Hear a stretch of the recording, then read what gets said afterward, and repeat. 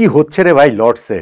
আগুনের গোলার মতো ফাস্ট বোলিং এর প্রদর্শনী হচ্ছে ওয়ার্ল্ড টেস্ট চ্যাম্পিয়নশিপের ফাইনালে। প্রথম দিন যেমন দ্বিতীয় দিনও ঠিক তেমন। অস্ট্রেলিয়ার ফাস্ট বোলাররা যেমন, দক্ষিণ আফ্রিকার ফাস্ট বোলাররাও তেমন। দুই দলের ব্যাটসম্যানদেরই রান করার জন্য একেবারে ত্রাহি মধুসূদন অবস্থা, এবং এর মধ্য দিয়ে একটা খুবই আনএক্সপেক্টেড জুটিতেই কি অস্ট্রেলিয়া ওয়ার্ল্ড টেস্ট চ্যাম্পিয়নশিপ জয়ের পথে এগিয়ে গেল অনেকখানি। ম্যাচটা কি চতুর্থ দিনে আদৌ গড়াবে, নাকি তৃতীয় দিনেই এই ওয়ার্ল্ড টেস্ট চ্যাম্পিয়নশিপের রাজদণ্ডের গন্তব্যের ফয়সালা আসলে হয়ে যাবে?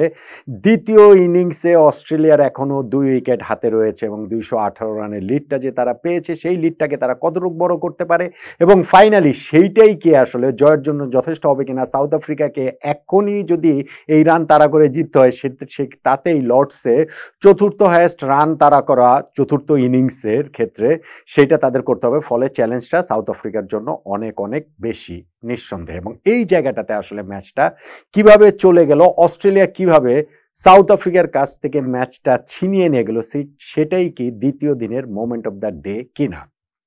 দেখুন, প্রথম দিন এই লর্ডস টেস্টে 14টা উইকেট পড়েছিল, দ্বিতীয় দিনও 14টা উইকেটই পড়েছে। অস্ট্রেলিয়া প্রথম ইনিংসে 212 রানে অল আউট হয়ে গিয়েছে, এবং সেইটা সত্ত্বেও তারা প্রথম ইনিংসে 74 রানের লিড নিয়েছে, কেননা সাউথ আফ্রিকাকে তারা 138 রানে অল আউট করে দিয়েছে। অস্ট্রেলিয়া তাদের নিজেদের ইনিংসে 20 রানে শেষ 5 উইকেট হারিয়েছে, আর সাউথ আফ্রিকার ইনিংসের 12 রানে শেষ 5টা উইকেট তারা তুলে নিয়েছে। ওই জায়গাটাতেই ম্যাচে কিন্তু সাউথ আফ্রিকা পিছিয়ে যায়, কেননা দেখেন তারা যে সেকেন্ডের খেলাটা শুরু করেছিল 43 রানে 4 উইকেট নিয়ে, সেইখান থেকে কিন্তু টেম্বা বাবুমা ওই পার্টনারশিপটা গড়েছিলেন। ওইটা কিন্তু পার্টনারশিপটা 50 পেরিয়ে 64 রানের একটা জুটি হয়ে যায়।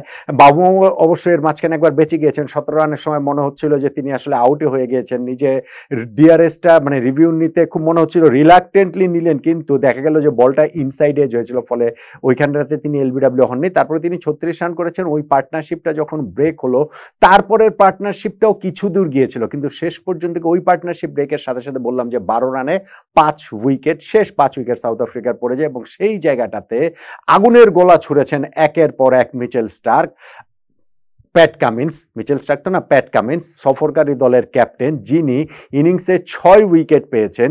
এবং লর্ডসে সারপ্রাইজিংলি আমি দেখলাম যে সফরকারী দলের প্রথম ক্যাপ্টেন হিসাবে তিনি লর্ডসে ইনিংসে 5 উইকেট পাওয়া বোলার হয়ে গেলেন, এবং টেস্টে তার 300 উইকেটও হয়ে গেল। সো প্যাট কামিন্সের অনেকগুলো এইখানটাতে কীর্তি হয়েছে সাউথ আফ্রিকাকে এই 138 রানে অল আউট করে দেবার ক্ষেত্রে। সাউথ আফ্রিকা তার মানে ম্যাচে 74 রানে, এরকম একটা টেস্ট ম্যাচে 74 রানে ফার্স্ট ইনিংসে লিড কনসিড করা মানে অনেকখানি পিছিয়ে পড়া, কিন্তু সেইখান থেকে সাউথ আফ্রিকার কামব্যাকটা হয়েছিল দেখার মতো। কেননা অস্ট্রেলিয়ার দ্বিতীয় ইনিংসে তারা 73 রানে 7 উইকেট তুলে নিয়েছিল। হ্যাঁ, প্রথম 10 ওভার তারা কোনো উইকেট নিতে পারেনি, কিন্তু 11 নম্বর ওভারে এসে কাগিসো রাবাদা ওই যে একই ওভারে উসমান খোজা ও ক্যামেরন গ্রিনের উইকেট নেয়। প্রথম ইনিংসেও যদি আপনাদের মনে থেকে থাকে, একই ওভারে কিন্তু এই দুইজনের উইকেট নিয়েছিলেন কাগিসো রাবাদা। তারপরে অস্ট্রেলিয়ার ওই বড় বড় ব্যাটসম্যানরা Marnus Labuschagne, Steven Smith, Travis Head কেউ কিন্তু খুব একটা স্কোর করতে পারেননি।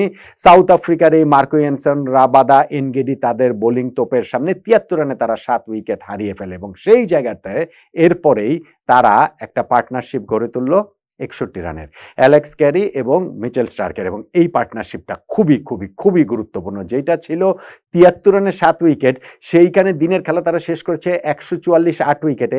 শেষ হওয়ার 2 ওভার আগে অ্যালেক্স ক্যারি আউট হয়েছেন আম্পায়ার্স কলে। ইনফ্যাক্ট তিনি দেখা গেছে যে লেগ স্ট্যাম্পে বলটা ক্লিপ করে যায়, এবং ওই উইকেটটা তুলে নিয়ে সাউথ আফ্রিকা ম্যাচে আবার একটুখানি ফেরার সম্ভাবনা জেগেছিল। লাস্ট ওভারেও কিন্তু ওইখানটাতে মিচেল স্টার্কের ক্যাচটাও ওখানে পড়ে গিয়েছে, তা না হলে সাউথ আফ্রিকা হয়তোবা শেষটা তাদের আরেকটু হাসি মুখে হতে পারতো, কিন্তু খুব একটা হাসিনি, কেননা এরই মধ্যে অস্ট্রেলিয়া প্রথম ইনিংসে 74 রানের লিডের সঙ্গে এই ইনিংস 144 রান যোগ করে মোট 218 রানে এগিয়ে গিয়েছে।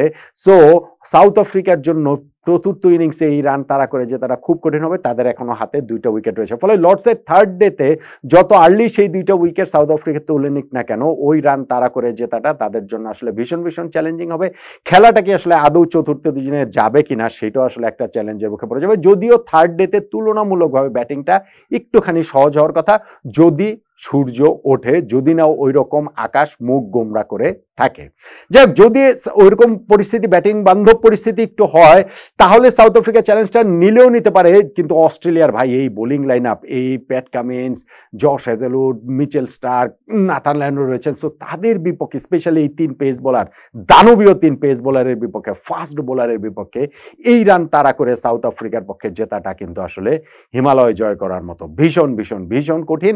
এবং দ্বিতীয় দিনে যখন মোমেন্ট অফ দ্য ডে বলবো, এই পরিস্থিতিতে তারা পৌঁছে গিয়েছে। ওই যে 2টা জায়গায় বলতে পারেন 12 রানে শেষ 5 উইকেট তাদের হারানো, ওইটা একটা মোমেন্ট অফ দ্য ডে। আর আরেকটা হচ্ছে 73 রানে প্রতিপক্ষের 7 উইকেট তুলে নেওয়া সত্ত্বেও এরপরে 8 উইকেট পার্টনারশিপটা যে অ্যালেক্স ক্যারি ও মিচেল স্টার্ক 61 রানে জুটি করলেন, সেইটা ম্যাচ থেকে তাদের আরো অনেক বেশি ছিটকে দিয়েছে।